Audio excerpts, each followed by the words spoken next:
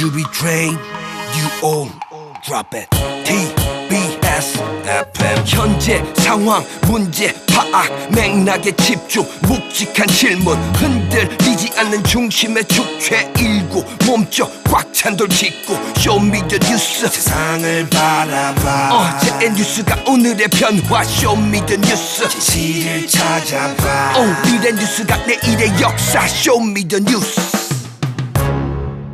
꼭 알아야 하는 뉴스만 골라서 전해드리겠습니다. 쇼미더 뉴스 전해질 분들 소개합니다. 봉보로봉봉 봉봉봉 최진봉 성공회대 교수입니다. 뚱커벨 벨벨벨벨벨 힘내십시오. 배정찬 소장입니다. 네.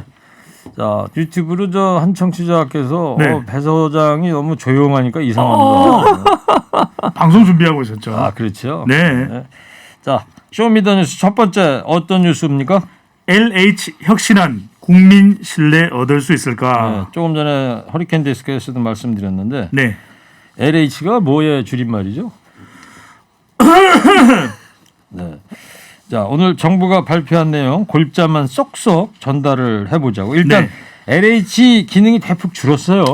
발표 내용은 세 가지가 핵심입니다. 기능 축소, 인원 축소, 통제 강화인데 우선 이제 기능 축소 내용입니다.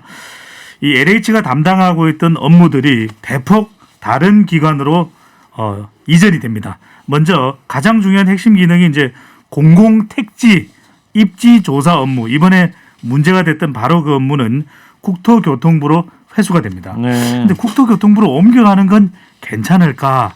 이런 생각을 좀 해보게 되고요. 입지조사 업무라는 게 어느 땅에다 어떤 그렇죠. 용도로 뭐를 지을 거냐 이런 거. 이번처럼 신도시를 광명 시흥지구로 정한다. 이런 것도 바로 이제 LH에 있던 거를 이제 국토부가 그렇습니다. 가져간다. 그런데 국토교통부로 가져가는 건 괜찮을까라는 또 지적이 따르고 있고요.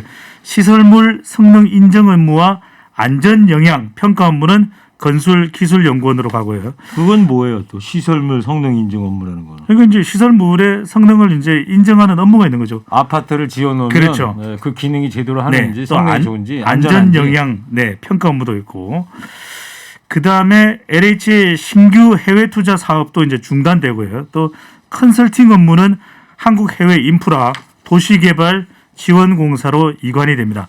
LH 설립 목적과 관련이 없는 집단 에너지 사업은 폐지되는데 이번 발표를 듣고 보면 굳이 그럼 이게 다 LH에 있을 필요가 있었던 것인가? 그러니까 시간이 지나면서 LH 한국토지주택공사도 상당히 비대해졌다. 이런 걸 또 재차 확인하는 순간입니다. 네, LH가 랜드하고 저 하우징 토지와 주택을 합친 거 아니에요? 그게- 이명박 정부 때 네. 이제 크게 이렇게 합쳐서 이렇게 만들어 놓은 건데 네. 결국엔 또 이런 부작용이 생겨가지고 또 줄이게 됐습니다. 오늘 LH가 상당히 중요하죠. 중요합니다. 밑줄이 몇 개 칠까요? 밑줄요? 예. 마음대로 치죠 뭐. 오늘 뭐 거의 준비가 안 된 것 같습니다. 그 조직도 이제 축소가 된다는 거 아닙니까? 네, 인원 축소인데 LH 전체 직원 규모가 대략 10,000명 정도 되지 않습니까? 그러니까 한 2,000명 정도 줄이니까 2,000여 명 줄이니까 이제 20% 줄이게 되는데 일단 1,000명 정도 이제 LH 직원을 줄이게 되고 그다음에 지방 도시공사 업무와 중복 의료가 있는 지방 조직에 대해서는 정밀 진단을 거쳐서 추가로 한 1,000명 이상의 인원을 감축한다고 정부는 밝혔습니다. 약 한 20% 정도 네. 직원을 감축하게 됩니다. 그 지방 도시 공사라는 게 그런 거 아니에요? 서울시 같으면 서울시 도시개발공사, 네. 그렇죠. 네. 뭐 이런 밑에 또 산하 기관 SH. 그거 갖고 업무가 중첩이 되는 데는 줄이겠다 이런 그렇죠. 얘기죠. 네. 최 교수님, 예. LH 이 내부 통제, 예. 이 강화 방침도 담겨 있는 것 같습니다. 그렇습니다. 뭐 이번에 세 가지가 있는데 그중에 하나 통제 장치를 구축하는 건데요. 첫째는 재산 등록 대상을 전 직원으로 확대하는 겁니다.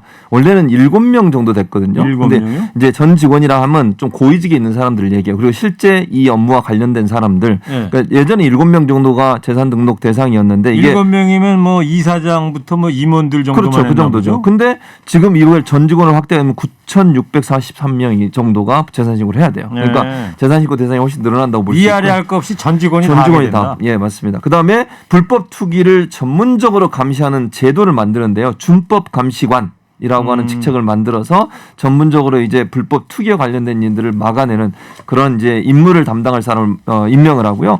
고위직 직원까지 취업 제한 대상을 확대했습니다. 그러니까 현재 취업 제한 대상이 아까 재산 등록 대상과 같이 7명이었는데 취업 대상을 고위직에 좀 더 확대하다 보니까 529명이 취업 제한 대상이 됩니다. 취업 제한 대상이라는 게 뭐예요? 네. 쉽게 일단 설명을. 그러니까 이런 거죠. LH에서 근무하면서 본인의 업무와 연관된 기업이나 기관에 퇴직 후에 취업을 못하게 막는 겁니다. 지금은 그런 것이 활성화되어 있나 보죠? 그렇죠. 그러니까 왜냐하면 이런 거잖아요. 7명 빼고 나머지는요. 고위직 7명 빼고 나머지는 연관된 곳에 취업을 할 수 있어요. 그럼 문제가 정관이여가 되는 거잖아요. 그렇죠. 그 기업에 가가지고 LH에 있던 자기 후배들 예전에 근무할 때 같은 부서에서 근무했던 사람들한테 압력 넣어가지고 그렇지. 그 회사에 유리하게 뭐 땅을 분양을 받는다든지 뭐 입찰에 들어오게 한다는 이런 이제 잘못된 일을 할 수 있기 때문에 이걸 그렇죠. 제한을 하는 겁니다. 그러니까 뭐 토지와 주택 업무를 담당하던 LH 직원이 예. 최고위층은 아니더라도 예. 실무부서에 있다가 예. 건설회사나 퇴직하고 이런 데. 나갔어요. 예. 건설회사라든가 그렇죠. 이런 데 아파트 가면. 짓는 회사라든가 그렇습니다. 그쪽으로 가서 가면 정관예우를 받는 거죠. 정보를 미리 좀 알아내서. 그렇죠. 맞습니다. 그걸 막기 위해서 그걸 제한하는 숫자가 늘어나고 하나 더 말씀드리면 퇴직자가 취업 또는 창업한 기업과 5년 내에 수의 계약을 금지하게 돼 있어요. 그러니까 수의 계약이라면 경쟁을 안 하는 거잖아요. 그렇죠. 그러니까 예를 들어서 LH에서 근무했다가 퇴직한 사람이 어느 회사에 갔습니다. 그 회사가 입찰에 들어오는데 수의 계약을 못 하고 공정 입찰을 하도록 하는 네. 제도를 만드는 이 네 가지가 이제 통제 장치 구축의 주요 내용이라고 말씀드릴 수 있습니다. 알겠어요. 앞으로 이제 이 LH 사태가 이제 재발이 안 됐으면 좋겠고요. 근데 배 수장님, LH 직원 재산 등록은 이제 반대 목소리도 컸잖아요. 이제 어떨 것 같습니까? 앞으로도 반발 목소리가 나올 수도 있을 것 같아요. 왜냐하면은 노영욱 국토교통부 장관은 전 직원이 재산 등록을 해야 된다 이런 이야기를 했고 물론 재산 등록 할 수 있습니다. 지금 여론도 상당히 LH에 대해서는 싸늘하기 때문에 또 여론을 생각할 때는 감안할 때는 할 수밖에 없는 노릇인데 근데 뭐냐 이걸 하지 않았을 때 어떤 조치를 취할 것이냐라고 하는 질문에서 노영욱 장관이 해임과 파면에 준하는 처벌을 내리겠다. 근데 이게 아주 강도 높은 처벌이잖아요. 네. 이러다 보니까 직원들로서는 아니 사유재산인데 헌법소원 이런 게 갔을 때는 상당히 이 부분에 대해서는 또 다른 판단이 내려질 수도 있는 것이거든요. 그래서 아니 그냥 재산 등록을 불법을 저지른 것도 아닌데 재산 등록을 안 한 수준인데 해임이나 파면까지 가면 너무 지나친 것 아니냐. 그래서 논란이 될 수 있음에도 불구하고 그럼 노영욱 장관이 왜 이런 발표를 했을까? 지금 워낙 국민 여론이 안 좋잖아요. 그러다 보니까 이 정도 강도 높게 발표를 해야 네. 그래도 국민 여론이 좀 공감하고 안정될 수 있기 때문에 아주 강도 높은 발언을 한 것으로 보입니다. 예. 그럼 공기업이고 네.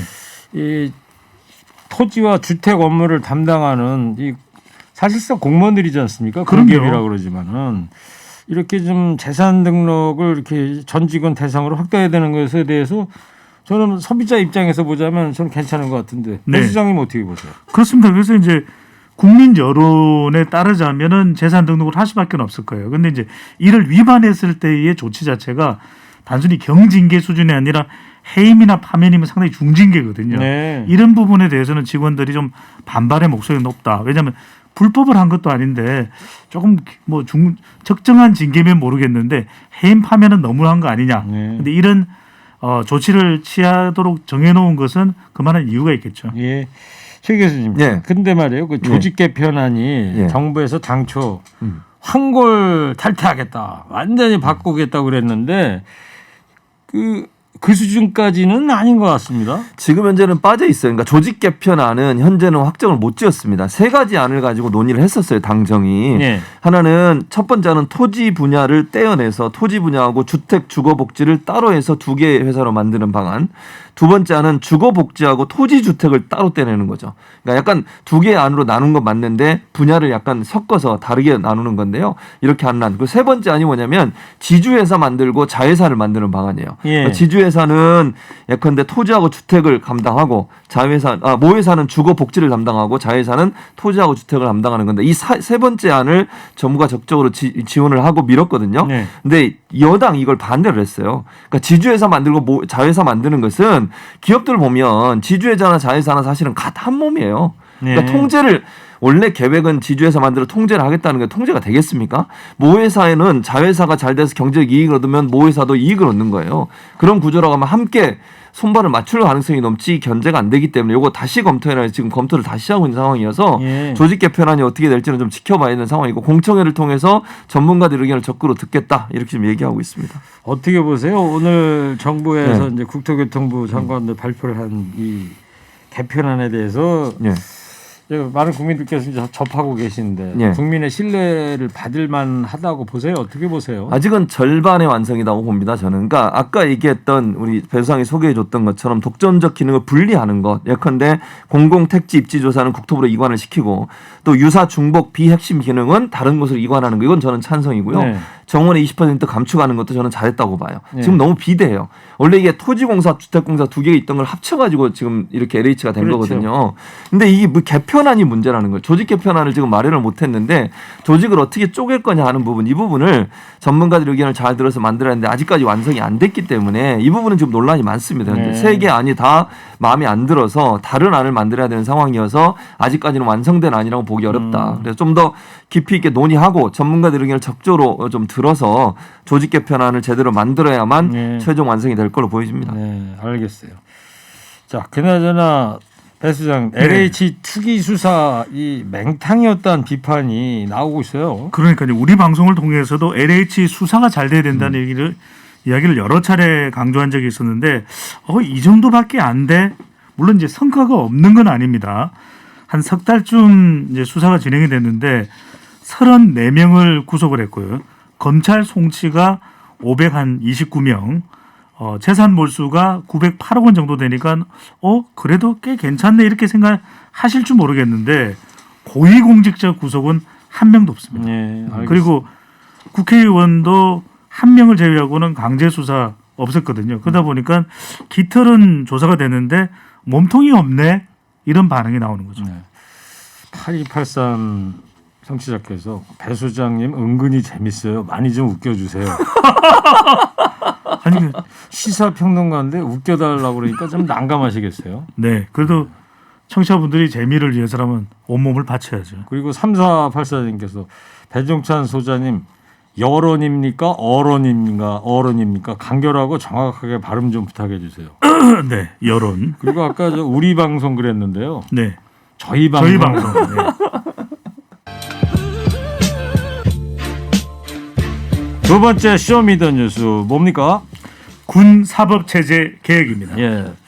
일단 이 얘기부터 해보자고요. 네. 문재인 대통령이 어제 현충일 추념사 통해서 공군 부사관 사망 사건에 대해서 공식 사과를 했어요. 네, 어제 여성 부사관의 추모소를 방문을 했습니다. 바로 성남 국군병원인데요.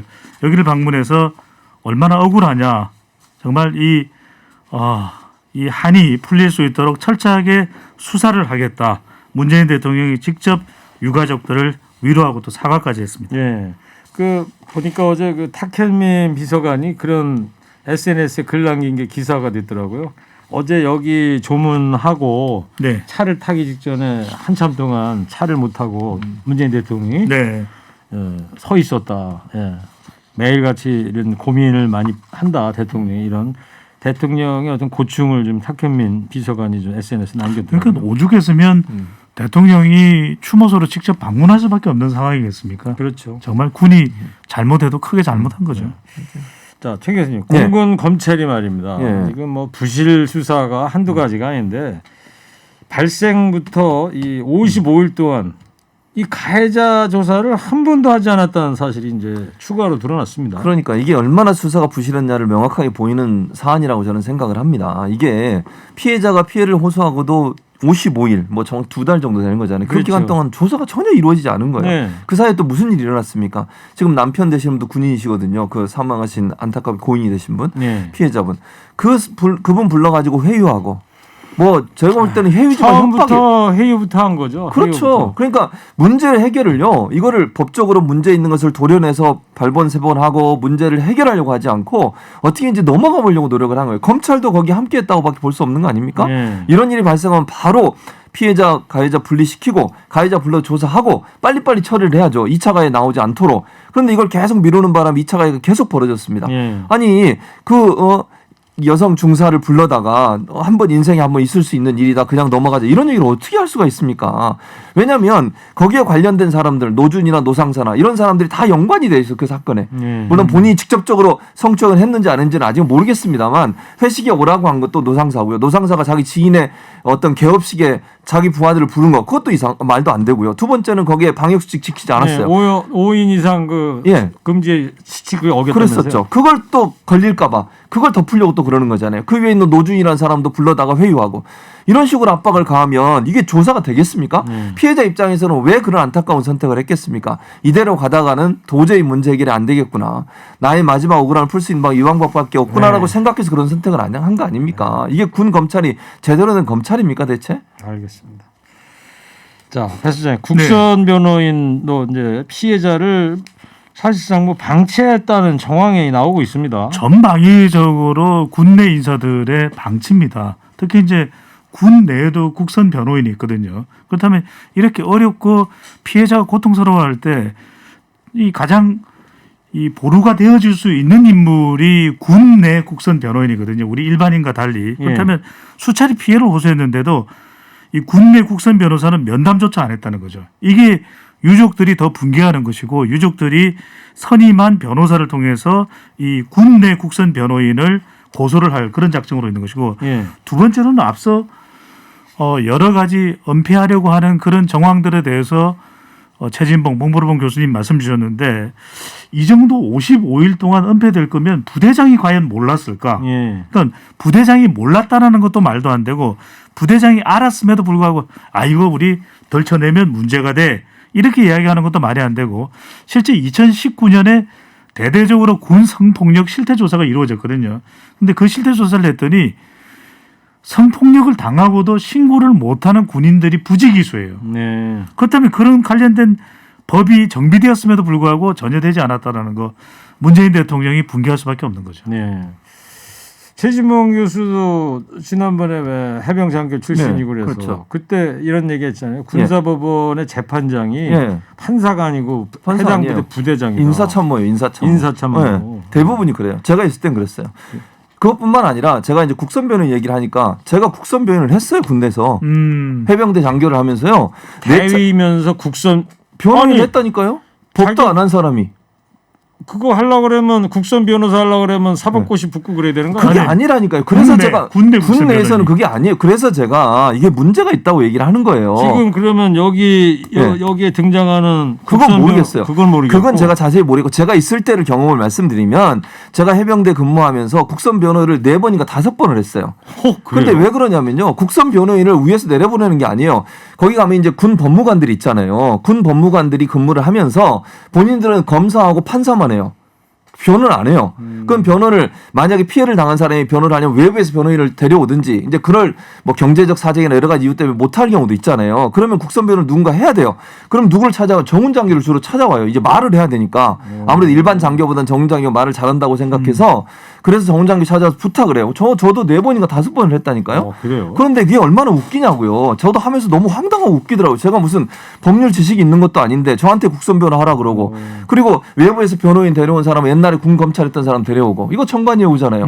또 하나 재판장에 3명이 앉잖아요. 판사가 재판장에 가면 이제 중앙에 판사가 그 재판장이 앉고 우배석 좌배석 앉지 않습니까? 배석 판사 앉죠. 그 재판장은 인사참모였어요. 그 당시 제가 있을 때 가운데 앉아 있는 사람이 인사참모 결정한 사람. 군인이고 그 중에 좌배석인가 우배석이 그 사람이 법무관이에요. 군 법무관. 그러면 그 재판할 때 검사만 군 법무관이고 판사 중에 1명, 우배석 좌배석 중에 1명이 검사예요. 이거 군 법무관이에요. 그러면 판결문을 누가 써주겠습니까? 그 군 법무관이 써줘요. 그러면 인사참모는 그거 보고 읽는 거예요. 그냥 그분이 무슨 전문성이 없잖아요. 법적으로. 또 하나 문제가 뭔지 아세요? 군 검찰을 지휘하는 게 누구냐면 군 지휘관이에요. 그 부대 지휘관. 예를 들면 제가 사단에 있었잖아요. 몇 사단이라고 제가 말씀드릴 수 없지만 그 사단장이 검찰을 지휘하고 감독할 수 있어요. 그리고 마지막 이제 결정이 났어요. 군 법무관의 예를 들면은 검찰총장, 군 검찰총장이 사단장이 된다. 그렇죠. 그 부대에서는 지역 부대에서는. 그러니까 1심에서 지역의 재판이 벌어졌잖아요. 그리고 판결이 나왔어요. 땅땅땅 때렸죠. 그거를 마지막 보고하러 누구한테 간 줄 아세요? 사단장한테 가요. 그럼 사단장이 무슨 권한이 있는 줄 아세요? 그걸 감경해 줄 권한이 있어요. 그러니까 지금도 그럴 거예요. 제가 볼 때 군형법이 안 바뀌었다고 하면 제가 다닐 때나 지금이나 다르지 않아요. 네. 군 지휘관이 그 감경을 해줄 수 있어요. 그러면 자기 부대에 근무하는 누군가가 문제가 있어 알겠습니다. 상관이. 그러면 그걸 감경을 해줘요. 그럼 어떻게 되겠습니까 이게 그러니까 사법체계 바꾸자고 얘기하는 거예요. 군형법에 있는 사법체계. 알겠습니다. 잘 들었어요. 사탕 좀 드시고. 예. 지난주에 그 재판장이 해당 부대 부대장이라는 얘기 저때 처음 들었는데 예. 오늘 얘기 들어보니까 지금은 확인이 안 되지만 뭐 지금은 모르겠어요. 제가 있을 때 국선 그랬어요. 변호인이 일반 장교가 하는 거예요. 최진봉 교수 정훈 장교 대위 달았을 때 그때 네, 했었다. 그때 했다니까요. 제가. 저기 오늘 방송 끝나면요. 예. 그 부분 좀 확인해 주셔가지고 다음에 출연하실 때. 지금은 모르겠어요. 근데 그러니까, 제가 있을 때는 그랬어요. 그러니까 요 끝나고 나가서 한번 확인하셔가지고 모레 다시 나오시잖아요. 네, 그렇죠. 목요일 날인가? 목요일 날. 그때 다시 한번 말씀을 해주세요. 지금 최진봉 교수 네. 얘기 도중에 이제 청취자 문자가 아주 쏟아지고 있습니다. 네. 몇 분만 좀 소개해드리고 끝낼게요. 교수님 확실하시니까 가슴이 시원합니다. 제대로 군생활 해본 사람들은 다 알 거다. 군 내에서 무슨 문제가 생기면 일단 덮기 급급하다. 군부 독재 시절에 전근대적인 관습이 아직도 있다는 게 안타깝다. 네. 이 군사법제도 개편이 시급합니다. 최진봉 교수님 현장에서 있었던 이야기. 네.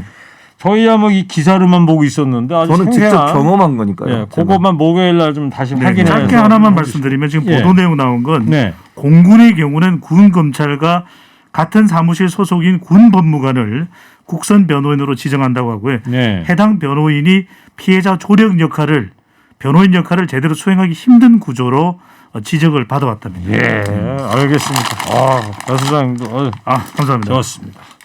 자, 오늘 쇼미더뉴스 여기까지 하고요. 자, 오늘 저 퀴즈 드리겠습니다. 정부가 이 조직의 혁신안을 발표했습니다. 떨어진 국민 신뢰를 회복할 수 있을지 주목이 되는데요. 토지 개발과 주택 공급의 업무를 하는 이 공기업의 이름이 뭘까요? 뚱커벨 네. 힌트 주세요. 분노의 봉보라봉 교수님. 예, 두 글자 영문자죠? 예, 그렇죠. 네. 한자는 L이죠. TBS 앱 50원 유료 문자 샵 연구일로 정답 보내주십시오. 선물 소개해 주세요. 네.